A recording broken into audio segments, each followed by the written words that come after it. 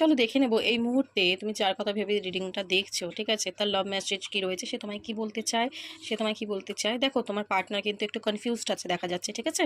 সে কোনো কারণে কিন্তু এখনো কনফিউজ, সে কিন্তু এখনো ডিসিশন নিয়ে উঠতে পারেনি যে তোমার সাথে রিলেশনশিপটাকে ও আগে গিয়ে কি করবে, কোন স্টেটে নিয়ে দাঁড় করাবে, ঠিক আছে। কিন্তু ওর মনে কিন্তু এরকম একটা চিন্তা ভাবনা এসছে যে তোমার সাথে যদি আগে এগোয় ওকে কিন্তু অনেক রেসপন্সিবিলিটি নিতে হবে, ঠিক আছে। হতে পারে ও ফাইন্যান্সিয়ালি এখনো সেরকম স্ট্রং হয়নি বা পরিবার মানবে না, তো সেই কারণে কিন্তু কনফিউজড আছে। বা স্টিল ও কিন্তু তোমার দায়িত্ব নিতে চায়, ঠিক আছে। যদি তুমি ম্যারিড হও তাও, যদি আনম্যারিড হও দায়িত্ব নিতে চায়। তো হতে পারে তোমার পার্টনার কিন্তু তোমাকে তোমার সাথে রিলেশনশিপটা মানে আধা আধুরা ছেড়ে না বেরিয়ে গেছিলো, মানে কিছু বললো না করলো না বা যাই হোক কোনো নো কন্ট্যাক্ট করে দিল তোমার সাথে, তো সেটা কিন্তু ও আবার কিন্তু শুরু করতে চায়, ঠিক আছে।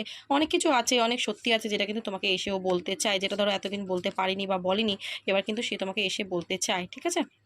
আজকের দিনে দাঁড়িয়ে তোমার পার্টনার ফিল করছে যে তুমি না থাকলে না ওর লাইফে যেন কিছু একটা সামথিং নেই এরকম একটা ফিল হচ্ছে, ঠিক আছে।